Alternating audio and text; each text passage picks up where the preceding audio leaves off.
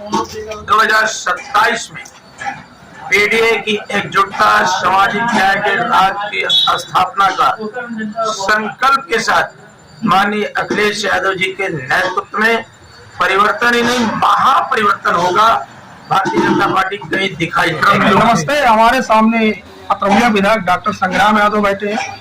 इनसे बात करते हुए देखते हैं क्या निकल करके सामने आता है।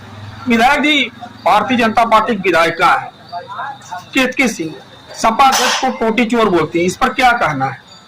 हम तो यही कहेंगे कि ऐसी वाणी बोलिए मन का आपा खोए, औरन को शीतल करे खुद ही शीतल हो। तो वाणी में विनम्रता होनी चाहिए। किसी भी लीडर के बारे में, किसी भी पार्टी के लीडर के बारे में इस तरह की भाषा का प्रयोग नहीं होना चाहिए। अगर इस तरह की भाषा का प्रयोग होता है तो आप देखते हैं कि उसके जवाब में किस तरह की भाषा बोली जाती है। तो लीडर उसकी बहुत बड़ी फॉलोइंग होती है और माननीय अखिलेश यादव जी की तो बहुत बड़ी फॉलोइंग है। आज वो उत्तर प्रदेश में और देश की तीसरी सबसे बड़ी पार्टी के राष्ट्रीय अध्यक्ष, तो उनके बारे में इस तरह से भाषा बोल करके कोई चर्चा में आना चाहे तो आ सकता है, लेकिन उसमें अस्थायित्व तो नहीं रह पाएगा और जनता इसको बहुत ही गिरी नजर से देखती है। जी, तो मैं तो यही कहूंगा कि हमारे पूर्वज कह गए, जो मैंने आपको सुनाया कि ऐसी वाणी बोलिए मन का आपा खोए, और उनको शीतल करे खुद ही शीतल हो। तो वाणी की विनम्रता होनी चाहिए। और अगर उन्होंने इस तरह का भाषा का उपयोग एक बार और किया था तो विधानसभा में मैंने उनका जवाब दिया भी था कि सूरज पे थूकने से सूरज की चमक कम नहीं होती, वो लौट कर फिर वापस अपने ऊपर ही आता चीजा। मैंने उनको चेताया था, लेकिन आजकल बलिया में कुछ वार चल रहा है, तो आप लोगों को नहीं पता है, कुछ दिन बाद आ जाएगा। और ये कि ओम प्रकाश राजभर जी के आवास पर एबीवी के लोगों ने हमला किया, गाली गलौज भी किया, पथराव भी किया, इस पर क्या राय है? वो बहुत बड़े नेता हैं जी, उनके बारे में हम कोई टिप्पणी नहीं करेंगे।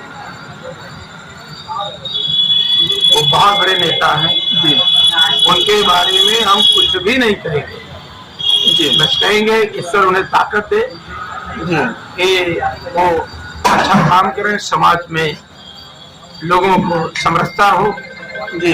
जो बेरोजगार लोग हैं, जो महंगाई और भ्रष्टाचार से लोग ग्रस्त हैं, 69,000 शिक्षक भर्ती में जो विसंगतियां हैं उसको दूर करके न्याय हो, ये हमारा उद्देश्य है।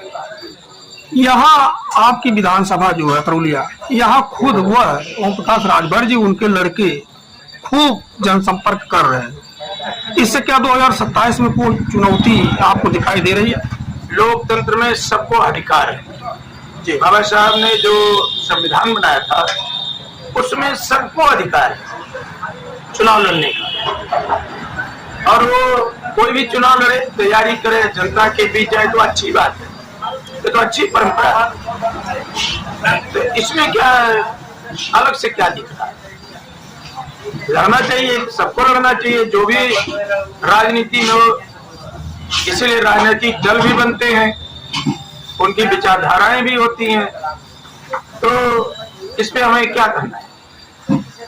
2027 के लिए समाजवादी पार्टी की कोई आपकी रणनीति पार्टी की तरफ से? 2027 में मेरी बात को रिकॉर्ड करके आप रखें। और जो 2024 अभी लोकसभा का जो चुनाव हुआ है, मैं ऑन द फ्लोर बोला था उत्तर प्रदेश की विधानसभा में, माननीय जी के सामने बोला था नेता सदन के कि उत्तर प्रदेश में जनता का दिल आपसे टूट चुका है। माननीय अखिलेश यादव जी के नेतृत्व में पीडीए की एकजुटता सामाजिक न्याय के परिवर्तन का एक नया अध्याय लिखेगी। तो आपने खुद देख लिया उत्तर प्रदेश में इंडिया गठबंधन 42 सीट पे जीत गया लोकसभा की। और आपको याद दिला दूं कि जो भी लोकसभा में आगे बढ़त ले लेता है, 2012 में हमारी सरकार थी, 14 के लोकसभा के चुनाव में भारतीय जनता पार्टी ने बढ़त ले लिया, विधानसभा के चुनाव लोकसभा में ले लिया। उनके उत्तर प्रदेश में सरकार बन गई 2017। फिर इसके बाद लोकसभा का चुनाव हुआ, उसमें भारतीय जनता पार्टी ने बढ़त ले ली जी। फिर उनकी 22 में सरकार बन गई। अब की जो लोकसभा का चुनाव हुआ है उसमें समाजवादी पार्टी ने बहुत बड़ी बढ़त ले ली है, बहुत आगे, बहुमत से बहुत आगे बढ़ चुकी है। तो मैं एकदम ऑन द रिकॉर्ड कर रहा हूँ 2027 में पीडीए की एकजुटता, सामाजिक न्याय के राज्य की स्थापना का संकल्प के साथ माननीय अखिलेश यादव जी के नेतृत्व में परिवर्तन ही नहीं, महापरिवर्तन होगा। भारतीय जनता पार्टी कहीं दिखाई नहीं देगी। ठीक है सर, धन्यवाद।